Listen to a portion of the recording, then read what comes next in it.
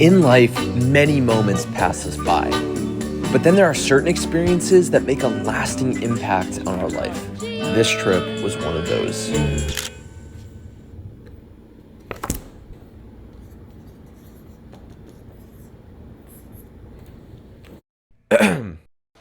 This is Matt. Matt started a faith-based online community for young guys that I've been a part of called Elevate. It's pretty cool. You should join. Every few months, they have these epic in-person meetups where we have fun on some awesome adventure across the country. When he asked me to go on their next trip last month, I said, I am so in. But this meetup was special. It was their first international trip. But that's actually not why it was so special. It would be the group's first ever mission trip. This meant we were going to be focused on serving the community and helping others. And it would take place in Costa Rica, in a town called Jaco. A few years ago, Matt got connected with a guy named Todd, who is part of a church down there called Horizon. Horizon is making a huge impact on the community by serving the locals and spreading the gospel. We wanted to help as well, and that's where the story begins.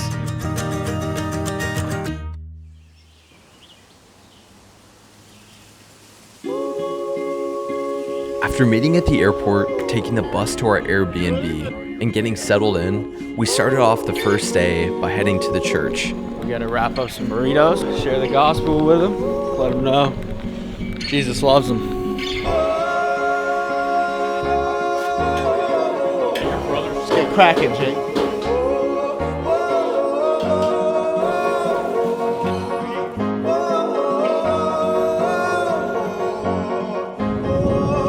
Through this little burrito ministry of ours, we heard some amazing and unique stories.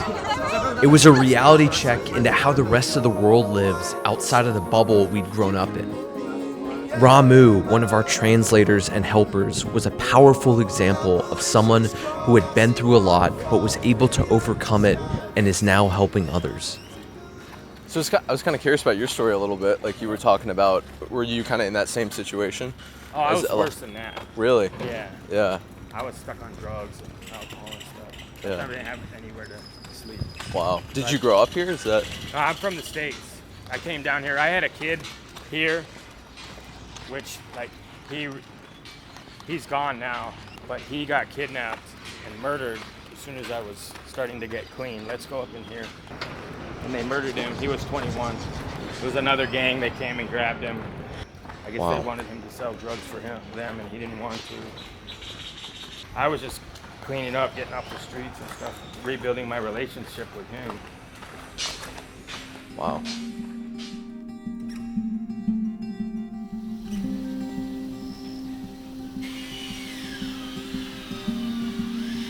Later that day, we visited a place the locals called The Farm.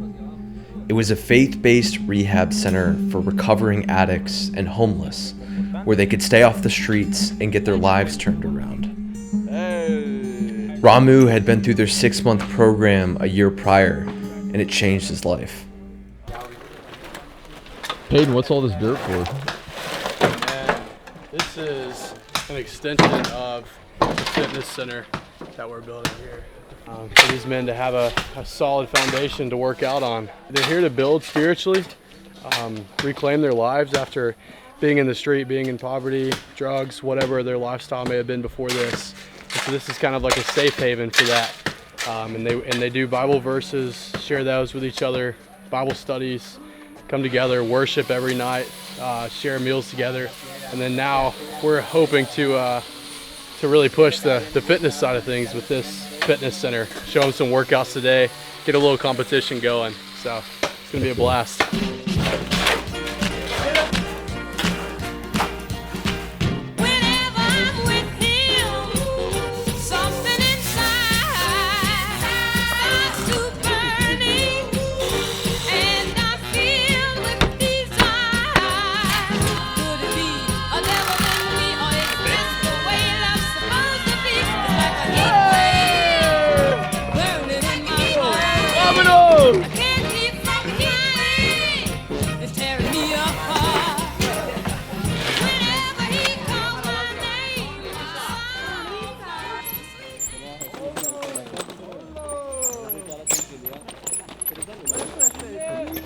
Bueno, mi historia comienza pues hace muchos años atrás. So when he was 15, his dad died, and so that's kind of what got him into the life that he went into, got into drugs, and also, you know, he started working at the same time, so he was able to afford what he was doing. Cuando llegué la vi, fui y me interné 6 meses. So basically what happened, he had interned himself before to try to get better from his addiction. He had been there for around 14 months in total, and when he got out, that was like right when his mom was in her last days. She was like in her dying moments. And, you know, after his mom died and after he came out of his grief, he started making a lot of bad decisions, and you know, he started selling drugs, and he had to do things that he wished he never done. He was in his house one day, and you know, he felt like his mom was in the room, and what actually happened was there were people there that had broken into his house and they were trying to kill him. So he managed to escape that night. That morning at 1 in the morning, he left his house, and he managed to get enough money, scratched up enough money just to leave the town where he was in, and he moved to Jaco again. He came here with absolutely nothing. He didn't have food, anywhere to sleep, nothing. Met Ramu while he was working at the job site. That's kind of how he got involved with him, and you know, that's where when Ramu first told him about this place. Obviously, during this whole time in Jaco, he was still, you know, doing drugs at the time and everything, but he was able to, you know, come here. At first, he had a lot of doubts about where he was going to, and he really wasn't sure what was going to happen, but, you know, when he came here, really says he really felt God's presence and just, you know, he felt at peace. Me brindan su ayuda, su cariño, su amistad. And, you know, what he's saying is, you know, he's just glad to have a community that, you know, loves him and cares for him and prays for him, even though they might not know him or maybe they just met him. You know, he felt like he was just really, you know, included in the group, and he was just, you know, he's just so glad to be able to just have, you know, a sense of belonging again, and he feels like he has hope for his life once more. So, and, Es una pieza de Oh. mi arte. yeah. So now he's dedicated to doing a little bit more art here. So Wow. he's got you know, painting here. He's got Hebrews 11:16 in English too. Yeah. But without faith, it is impossible to please God. Wow. So, and, Very cool. Thank you. Thank you so much. Thank you, guys. It's great. God bless you. Wow. Thank you. You never think, you know, you see these people and you don't think. You don't know. You don't know. You don't know what everybody's going through. You have no idea. And you know, if you stay within your little bubble of people that you already know, you're never gonna see this, man. This is what we're called to, man. Go out unto all nations, you know, baptizing them, and preaching them. This is the healing of the nations, man. This is part of God's mission, man. And it's just beautiful to see that. And it's as natural as that. It's literally like, you know, we see people out there in the streets and we're like, they must be so far gone. They must be like, just, it's impossible to get back. Here's this guy right here. Yeah. You know.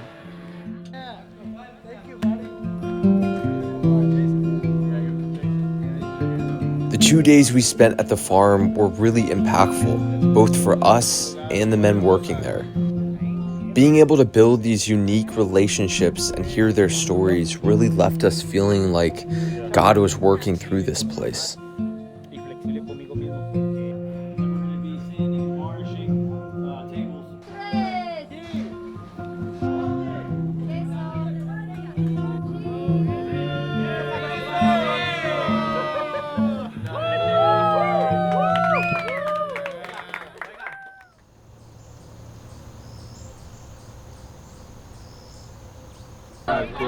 How many people is this? 12 people, one van. Oh, and he's got the camera rolling. Come on. We come to cross border. Yeah. Throughout the next few days, we had some much needed downtime.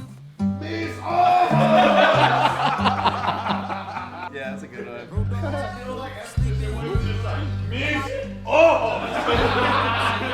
In the evening, we visited the church and joined in on a young adults night.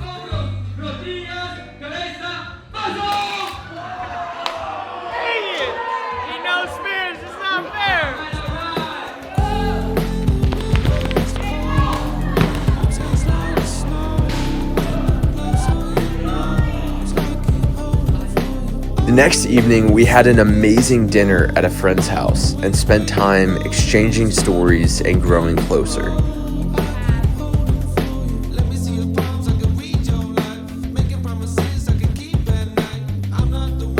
Later the next day, we rented ATVs and drove around exploring the island. What is going on, guys?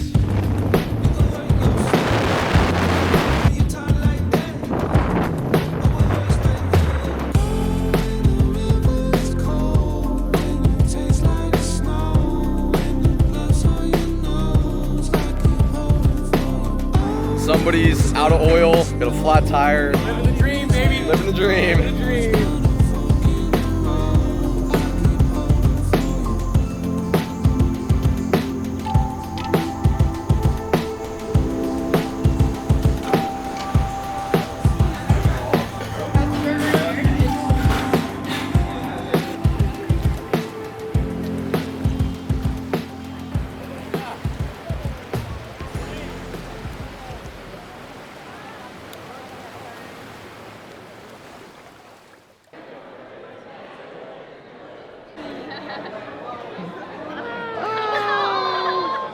So we just had the honor of being in church here. Great service on Galatians 1 this morning. We just got really filled up about preaching the true gospel, just being in fellowship here with all the amazing people that we've been able to hang with and connect with, and just kind of round out the trip, letting them know we're leaving tomorrow early. We just copped some new merch as well. Jesus Te Ama. Hey. Jesus Te Ama. And once we're done with brunch, we're going to go to the community pool, have some fellowship, hanging out, and just enjoying this last day, soaking up all that God has for us here. Fun one. Can we fun